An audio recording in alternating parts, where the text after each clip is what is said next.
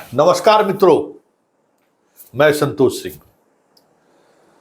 देखिए, यूट्यूब पर times of Swaraj, times of crime मेरा चैनल है ही, लेकिन इसके बावजूद भी हमारे बहुत सारे ऐसे मित्र हैं जो हमारे स्पेशल स्टोरी देखने के दीवाने रहे हैं। जी, सच में कहते हैं।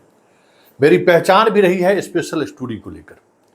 बहुत सारे स्पेशल स्टोरी अखबार के ज़माने में, जब प्रभात खबर से हम जब कैरियर की शुरुआत की 98-98 में, उस दौर में भी अपराध पर एक सीरीज हमने चलाई थी, वो भी स्पेशल स्टोरी था। फिर दैनिक जागरण में किस तरीके से संस्कृत विश्वविद्यालय में खेल हो रहा है, 26 जनवरी को बड़े स्तर पर अपॉइंटमेंट हुआ है, उसका मैंने खुलासा किया था।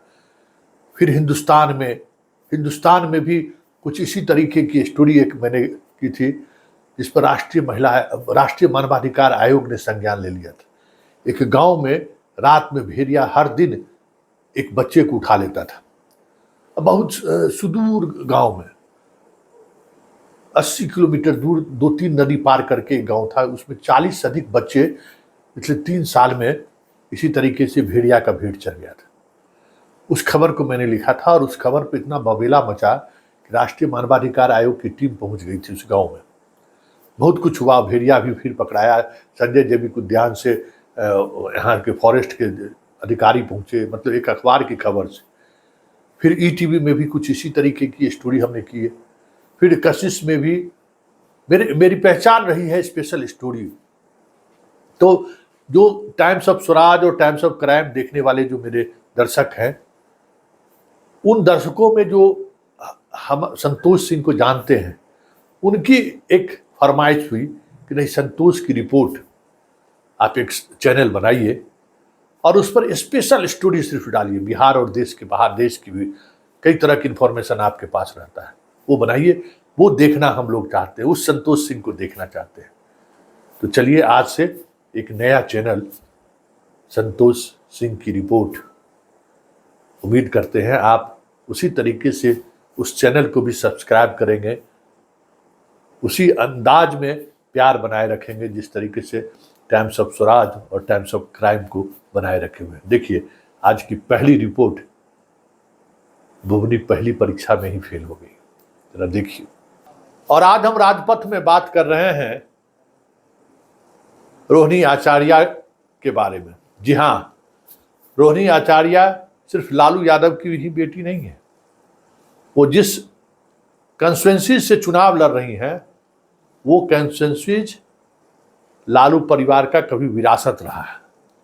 और सामने जो उम्मीदवार हैं, राजीव प्रताप रूडी, वो रोहिणी के पिताजी से भी चुनाव लड़ चुके हैं, रोहिणी की मां राबड़ी देवी से भी चुनाव लड़ चुके हैं, और अब रोहिणी सामने है। मतलब पिताजी, मां और बेटी तीनों से रूडी चुनाव लड़ चुके हैं। हाँ, ये अलग बात है कि लालू यादव को वो कभी परास्त नहीं कर पाए। राबड़ी उनसे जरूर परास्त हो गई। फिर चंद्रिका राय, मतलब एक उस परिवार के लोग भी परास्त हुए हैं। इस बार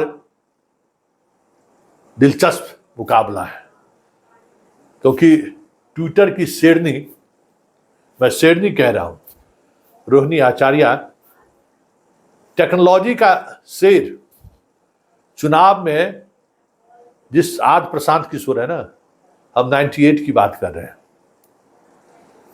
उसके बाद के इलेक्शन में 2005 के इलेक्शन में 2009 को तो मैं खुद देखा हूं। उनके इलेक्शन में जिस तरीके का टेक्नोलॉजी का इस्तेमाल आजकल प्रशांत किशोर जो कर रहे हैं ना, उस जमाने में वो 98 में टेक्नोलॉजी का इस्तेमाल करते थे।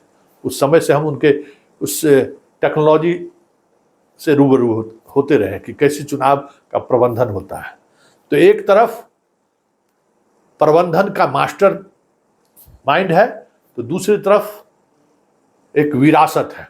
दोनों के बीच इस बार सारण की सरजमीन पर जबरदस्त लड़ाई देखी जाएगी। लेकिन आज जिस तरीके से रोहिणी आचार्य फिसलते हुए दिखी, उससे ये साफ लग गया कि वो ट्विटर पर भले शेरनी हो, लेकिन चुनावी मैदान में वो पूरी तैयारी के साथ नहीं उतरी है। मीडिया वालों ने सवाल किया कि राजीव प्रताप रूढ़ी आपके सामने है, तो उसका जो उन्होंने जवाब दिया कि रूढ़ी ने जनता से जो वादा किया उस वादा को पूरा नहीं किया, लेकिन मेरे पिताजी ने छपरा को क्या नहीं दिया। और जब क्या नहीं देने की बात आई तो 50 सेकंड तक रोहिणी सोचती रह गई, और उनके गाड़ी में भी जो लोग बैठे हुए थे, महान भाव पता नहीं कौन लोग बैठे हुए थे, वो भी ये नहीं कह पाए कि लालू यादव ने यहां रेल चक्का बनाने का फैक्ट्री दिया है। जरा पहले सुन लीजिए पत्रकार के सवाल का रोहिणी जवाब किस तरीके से दे रही। मेरी लड़ाई किसी से नहीं है, व्यक्तिगत लड़ाई किसी से नहीं है। सारण की जनता है, सारण की जनता ने वो सारण की जनता के लिए जो वादा किए थे वो क्या किए। जो मेरे पिताजी ने जो रोज ये लाया था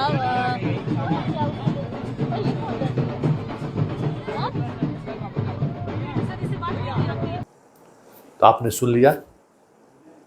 तो ये इस तरीके से कैजुअली, कहते हैं ना कैजुअल होके, अगर चुनावी मैदान में रोहिणी इसी तरीके से घूमेंगी तो राजीव प्रताप रूढ़ी से जीतना मुश्किल ही नहीं है, नामुमकिन है। क्योंकि सामने वाला व्यक्ति टेक्नोलॉजी का इस्तेमाल ही नहीं करता है। हर उस बयान पर अभी से समझ जाइए नजर रखने वाली टीम काम करना शुरू कर दिया होगा।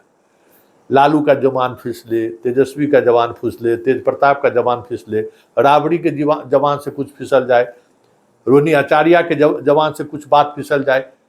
24 घंटे मॉनिटरिंग में रखते हैं टीम रूढ़ी के लोग।